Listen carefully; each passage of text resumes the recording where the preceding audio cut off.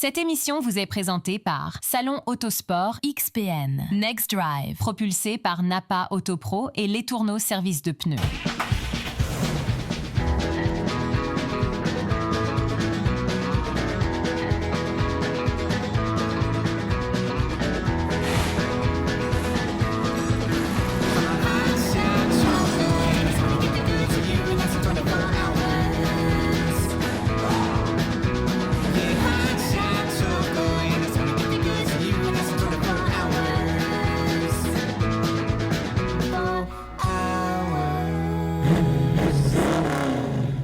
Bonjour tout le monde, Sarah Charbonneau et Martin Danjou pour une toute nouvelle émission. Martin, oui. moteur d'émotion. Très contente de te retrouver d'abord. Moi aussi, ça fait 13 ans qu'on fait FestiDrag.tv cette année. Et là, on s'est dit pourquoi pas faire une nouvelle aventure ensemble et parlons d'émotion, de moteur d'émotion. En quoi ça va consister? C'est pas compliqué. Sur 2 roues, sur 4 roues, sur 6 roues. Une motoneige, t'as une émotion, ça t'as compte. ton moteur. Ah oui. Ça va être, c'est ça, le cœur de notre émission finalement. Alors imaginez-vous, là, c'est des histoires qu'on va vous raconter d'ici les 7 prochaines semaines. Et là, nécessairement, qui dit moteur d'émotion dit un gros plan de match pour aujourd'hui. On va madame, aller en start Porsche, sans Lyon. entre autres. Oui, avec notre chum Olivier Namèche. On connaît Olivier pour, les Lamborghini, puis il va nous en parler cette année en moteur d'émotion. On va avoir des reportages de Lambo en Europe avec des membres de la famille. De Lamborghini, c'est capoté, là. Non, c'est hot.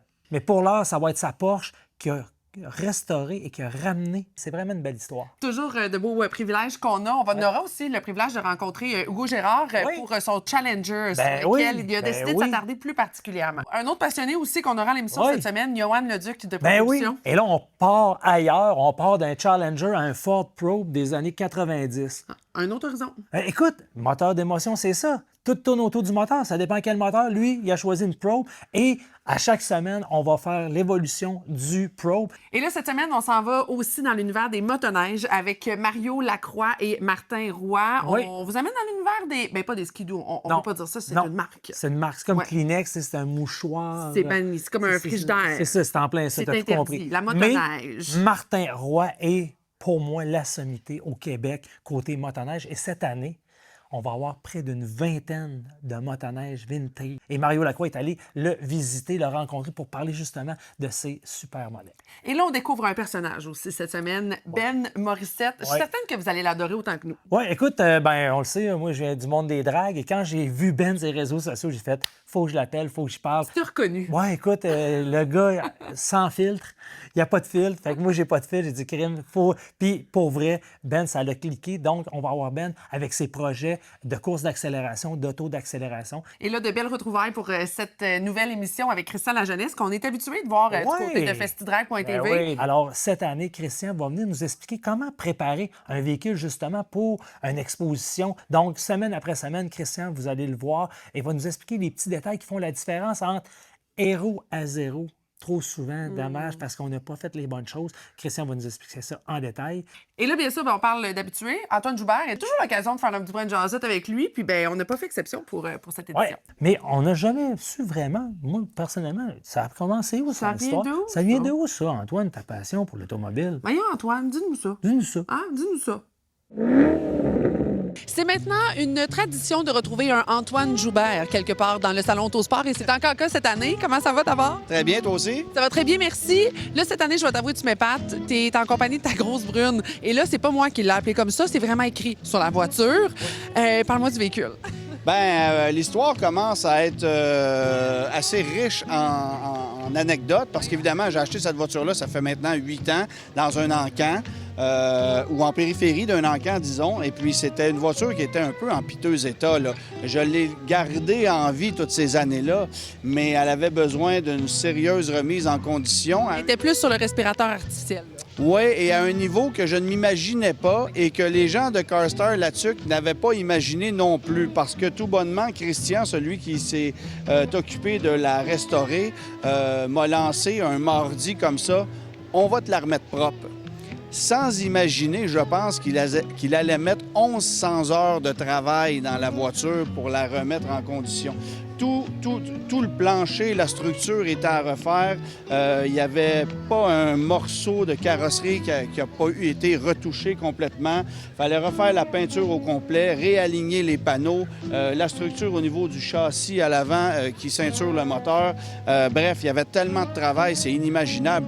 Puis évidemment, quand ils ont enlevé toutes les couches d'anti-rouille de cette voiture-là sous le plancher, bien là, on voyait les trous, on voyait le jour partout. Fait que c'était vraiment, vraiment incroyable. Et là, c'est ça l'affaire, parce qu'il faut dire que ce matin, tu es arrivé au salon et on te fait le dévoilement officiel de ton véhicule, 100% restauré, sauf le moteur, en fait. Ton cœur, j'imagine que tu palpitais fort. Bien, j'avais une bonne idée qu'elle serait brune. Je savais qu'on garderait la thématique, mais à quel point le travail allait être bien fait, parce qu'il y a énormément de détails. Les gens n'ont pas idée, là, mais toutes les petites moulures, les détails. Et puis, il n'y a rien qui se commande dans un catalogue. C'est pas une Mustang où tu coches les listes dans un catalogue puis tu commandes les... Beaucoup de travail de recherche. Il n'y a rien disponible pour ça. Fait qu'il faut fabriquer des pièces à la main ou refaire des pièces qui sont endommagées. C'est pour ça qu'il y a eu autant de temps de travail sur cette auto-là. Je convaincrai personne que c'est une voiture élégante. Et c'est sûr que c'est une voiture complètement champ gauche, là. Entourée de Plymouth Superbird puis de Dodge Challenger, c'est pas le genre de bébites qui se font, disons, de façon discrète dans la masse ici. Par contre, il faut que je vous dise un truc. Je pense qu'on a atteint cette année au Salon Autosport Québec un record de voitures brunes. Je trouve ça fantastique. Les gens de Nest Custom ont 2 voitures brunes dans leur kiosque. Une Buick 73 qui est magnifique, qui est probablement mon coup de cœur du salon, pour être honnête. Une Corvette de première génération aussi. J'ai vu un GTX, un Super B, un Charger, une Jetta familiale. Les voitures brunes se multiplient. Est-ce que je suis responsable d'avoir lancé une mode ou de relancer une mode? Aucune idée, mais bref, au moins, je me sens pas tout seul dans mon coin cette année. Alors, fidèle à mes habitudes, encore cette année, dans le cadre du Salon Autosport, j'ai découvert mon coup de cœur rose. Puis checkez ça, il nous fait un clin d'œil en plus. Je capote.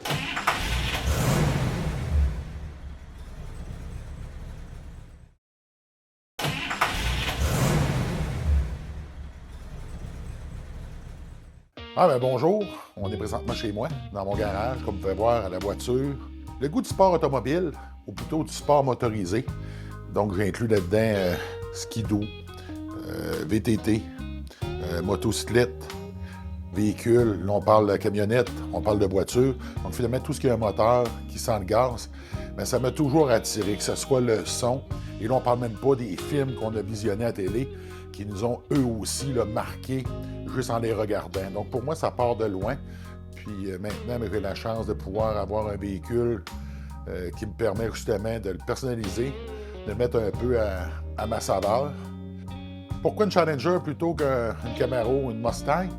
Je vous dirais un concours de circonstances. À l'époque, j'étais très affilié avec un concessionnaire Dodge de la région de Québec. Puis là, à ce moment-là, j'ai connu le Charger, un 4 portes avec un moteur SRT. Donc, j'avais été vraiment impressionné au niveau de la performance. Puis je me souviens, lorsque j'avais été faire un tour avec, ce qui m'avait vraiment impressionné, ça avait été le freinage. Par la suite, le Challenger est sorti, une vraie voiture sport, 2 portes, donc un 2+2, comme la Camaro et comme la Mustang. Donc, il y a quand même une histoire qui est cool derrière le véhicule. Je trouvais ça le fun de faire justement l'acquisition, par la suite entreprendre les modifications, le mettre plus à mon goût. Puis là, au final, je suis vraiment content, je suis satisfait. Puis je vous dirais qu'à quelque part, il y a plus de place dans une grosse voiture américaine, ce qu'on appelle un muscle car. Je pense que ça me fit bien. Salut, je m'appelle Benoît Morissette. Écoutez, je suis un pilote amateur de drague. Je conduis un Nissan GT-R 2015. L'année passée, on a fait 3 événements. Drummondville Race DF. Après ça, on est allé au JDM Fest. Et après ça, on a refait un autre Race DF qui était à Latuc. Puis là, on s'enligne pour essayer d'aller aux États-Unis avec l'autre char de course, là, qui est pas la GT-R blanche, mais un autre GT-R. Mais au final, tu sais, j'ai pas toujours fait du drag dans les environs de je dirais, 9-10 ans. Mon père m'a inscrit en kart avec un vieux kart qu'on essayait de faire marcher. Et on l'a fait fonctionner. On a fini 2e au championnat du Québec. Vers les 16 ans, j'ai eu mon permis de conduire, acheté mon premier auto, j'ai fait les premières expériences, changé un moteur là-dedans. Le premier char, tu sais, qui a fait du sens puis qui fait pas de sens en même temps pour peut-être les passionnés, là, j'étais un des seuls qui avait acheté un Mazda protégé G5, si vous vous rappelez le modèle, là, c'était un 4 portes hatchback. Après ça, je l'ai vendu, puis j'ai acheté un pick-up. Là, c'est là qu'au niveau mécanique, ça a plus commencé là. C'était un Ford Explorer, même édition pick-up avec une boîte de 4 pieds. Puis on avait fait une affaire comme 600-700 forces aux roues avec ça. C'est là que la passion de la mécanique a comme embarqué pour au final le vendre en pièces plusieurs années plus tard. Les automobiles, j'ai toujours aimé les automobiles, mais au final, tu sais, j'en montais plus jusqu'à temps que le Nissan ressorte la Nissan Skyline GTR. Finalement, je l'ai acheté une en 2017. J'étais allé voir Alex de chez Ace Tuning. Il m'a installé un kit de performance dedans avec une petite tune. Puis après ça, ben là, la passion des courses, on dirait que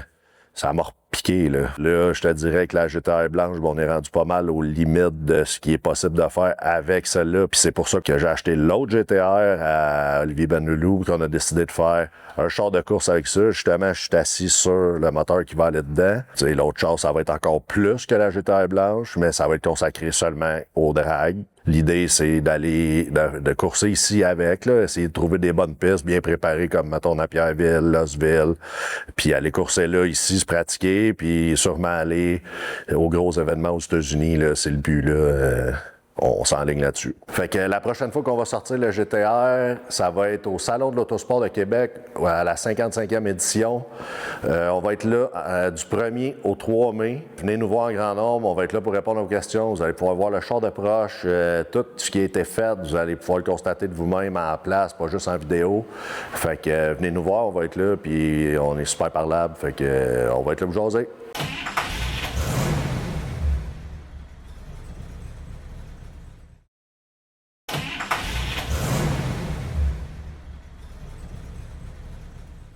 Bonjour tout le monde, je suis présentement accompagné de Martin Roy. On va parler de la motoneige Superstar. Bonjour Martin. Salut Mario. Parle-nous un peu de cette beauté, c'est vraiment incroyable. Oui, ça, écoute, c'est la première, c'est la 0001 qui est sortie de l'usine, le premier prototype qui est sorti d'une petite usine ici, un petit camp à peu près à 300 pieds, de 3 passionnés. Denis Roy, mon père, Lucien Carrier et Donald Boutin, qui a fini BCR Autoneige. Voilà. Ils ont fait une comme ça et 4 autres qui ont servi de prototype là, pour faire tourner ici dans le village et aux alentours, dont elles qui ont tout mis les options qu'il y a à mettre dessus, peinture métallique, ski chromé, démarreur, reculon, gros moteur, double carburateur. Ils ont fait de quoi de familial pour essayer de vendre les options aussi avec ça. Vraiment, vraiment, vraiment belle. Le groupe BCR, comme tu as dit, ton père était impliqué là-dedans.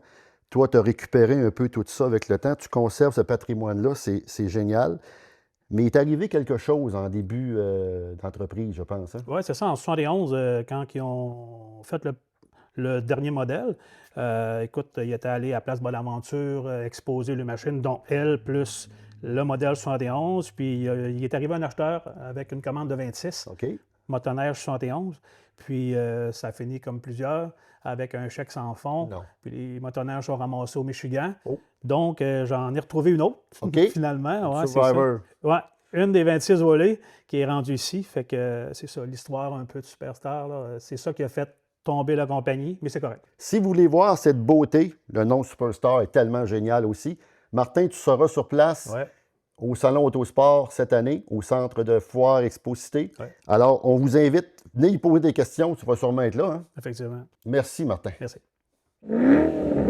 Cette voiture-là, c'est pas juste une auto. C'est ma première vraie voiture. J'ai fait mon collège avec, des matins trop tôt, des soirs trop tard et probablement quelques mauvaises décisions au passage. Puis un jour, la vie est allée plus vite que la voiture. Puis, elle s'est retrouvée garée dans un container pendant 17 ans. Ah oui, c'est vrai. Ah, j'avais oublié cette partie-là, par exemple. Du stock que j'ai oublié avec le temps. 17 ans à l'arrêt, habité par des souris et clairement pas entretenu par les humains. Il y a une souris là-dedans. Ah, pas mal mieux. Tadam! Bien sûr, c'est ma première voiture, mais certainement pas la dernière. Au total, j'ai possédé 8 Ford Pro. Il y a encore un peu de vestiges de mes achats, mais juste pour vous dire ici, là, j'ai 3 valises, 3 haillons, j'ai 4 moteurs, des portes, vous allez en voir un petit peu partout, des bumpers avant, arrière, quelle couleur tu veux, je l'ai. Disons que je ne serai pas en manque pour les pièces.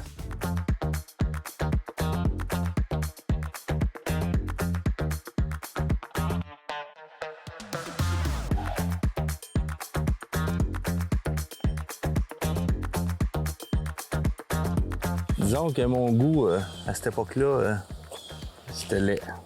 Je me suis embarqué dans la couette.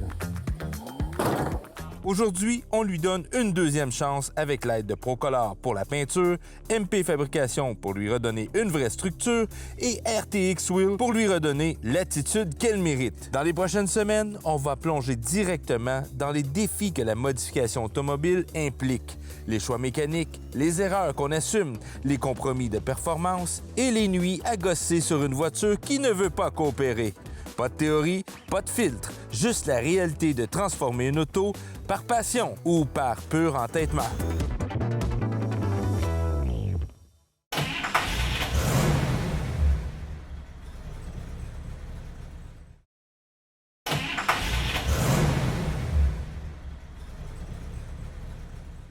Salut la gang, Christian Lajeunesse, NES Custom, atelier de restauration, fabrication de véhicules de tout genre.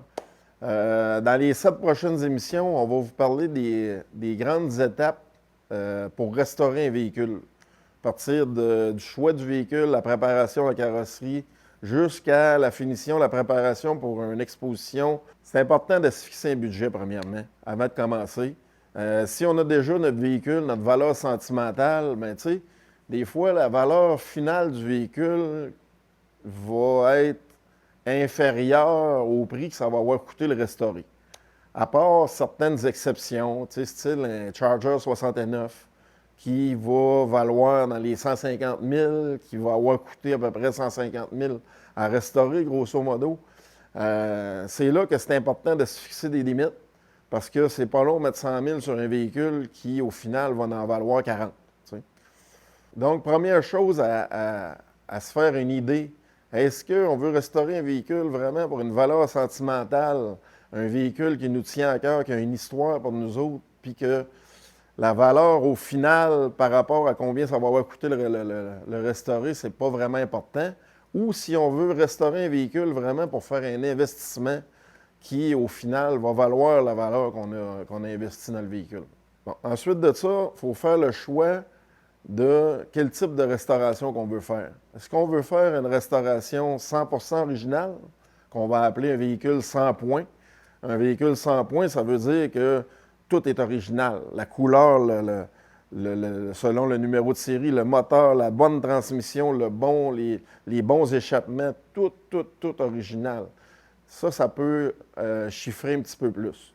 Ou on veut faire une belle restauration, un beau rodeur qu'on appelle un beau véhicule qu'on va avoir du plaisir à rouler, mais qui n'est pas nécessairement 100% original. Il faut vraiment parler à un professionnel avant pour planifier le projet, avant de débuter le projet, voir quelle étape qu'on va pouvoir faire nous-mêmes, quelle étape que le professionnel va pouvoir faire pour nous. Dans la prochaine chronique, on va parler de démontage, préparation du véhicule, commande de pièces, les chromes, les polissages de moulures. On va découvrir une Porsche que j'ai toujours suivie depuis que je l'ai vendue. Mon écurie en était propriétaire en 2001. Et donc, la personne à qui j'ai vendu cette auto a continué à l'engager en compétition. On a toujours gardé le contact. On est même devenus de bons amis. Et depuis 2020, il me proposait de l'acheter. Et l'année dernière, lors d'un de mes retours en Europe, je suis allé la revoir. Là, on est tombé d'accord. Et elle est là. Et c'est une voiture de course qui a gagné les 24 heures de Spa dans sa catégorie, le groupe 2, 10e au final. Et donc, elle représente et elle symbolise pour moi ma première victoire et mon premier engagement en compétition, qui a toujours été un rêve que j'ai voulu mettre en place, à réaliser. On est rendu à l'ouvrir. J'ai mon petit cœur là qui commence à battre. Je suis impatient. Roulement de tambour.